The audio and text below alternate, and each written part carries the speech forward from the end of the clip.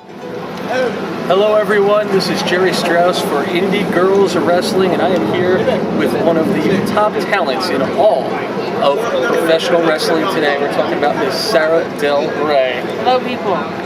Sara, hello to you as well. And folks, we are going to put Sara through the paces. We're going to find out a little bit more about her past, present, and perhaps her future here in IndyGurlz Wrestling. Let's start things out, Sara, by talking about your past. Now, when did you first get the wrestling bug, so to speak? When did you first decide this is what you wanted to do with your life? Probably in 1999, when I really thought I could do this professionally, and found out that there were schools where people actually trained to do it professionally.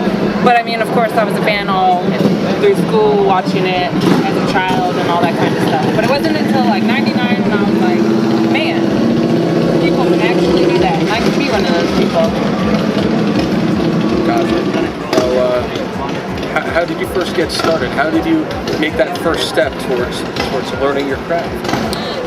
I went on the internet. I don't even know if it was Google back then, but the internet wasn't so popular. But I just searched wrestling schools and whatever popped up.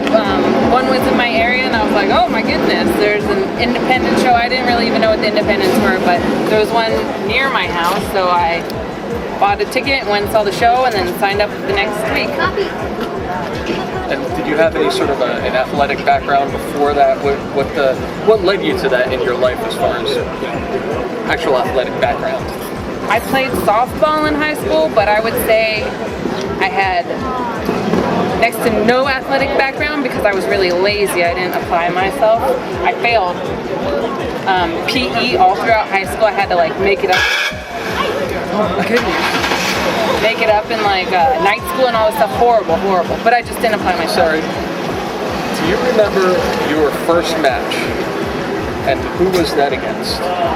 I don't really, because I have a really bad memory, but, and like at the school I trained with, every Friday night we'd have gym wars where like the students would get to have matches, and like the beginners, the first 3 months of training was just amateur stuff, so we'd have like amateur matches, I guess. And I don't know if you'd count that, but it was definitely in front of people, but I don't really know if you'd count that, and I can't remember who it was against, probably one of the guys in the class. And I've seen pictures from my first like technical match, but I have no idea about it. It was some six-way with cheerleader Melissa and the Ballard brothers. Yep, good old West me. Coast, huh? Of course, California. Represent. I thought you were gonna high-five me on that. Oh, we can do that. Yeah, California. Nice, yeah. Okay, as a follow-up question to that, first championship, do you remember the first time that you held gold? Not really. I remember though, early on, I'm not sure if this was the first time, but it was probably one of the first. I was working for a promotion in Arizona. Every other Tuesday they'd have shows, and for the life of me I can't remember. I think they still run, and they're an awesome, great promotion out there in Phoenix. But I won their women's championship and then defended it, but got injured and kind of got stripped of the title. That was that. It's not a frou-frou sport, you know, like I don't think I'm like overly physical or aggressive or anything like that. I just take the sport serious as a sport, and it's a contact sport. Well, of course, you know. You should catch these broads, not wrestlers. Check them out, check them out. Am I more physical than them? Probably. But I don't think that's bad. One of the competitors here that you've tackled with, Mercedes Martinez, I know you've taken her on multiple times in your career. Right.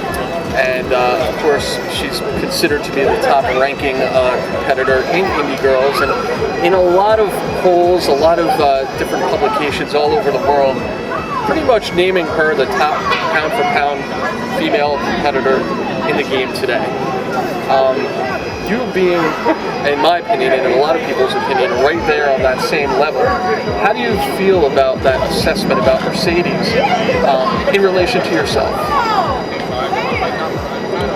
Like comparatively? Yeah, I mean... I think the assessment of Mercedes is 100% dead on. Like, she's phenomenal.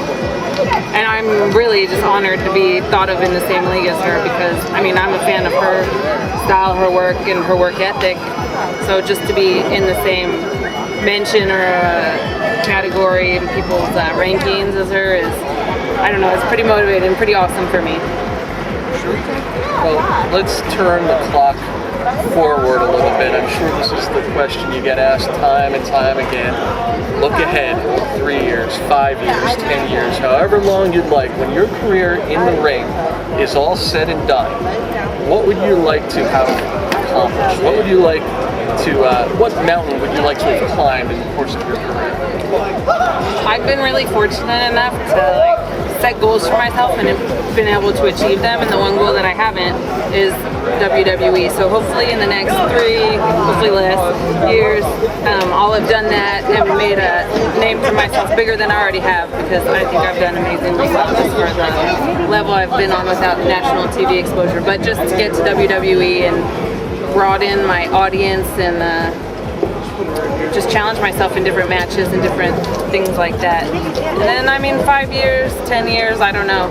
I really try and think in short term, but hopefully when my in-ring time is over, I'll be able to still train or contribute to wrestling in some way. I think I'd train girls.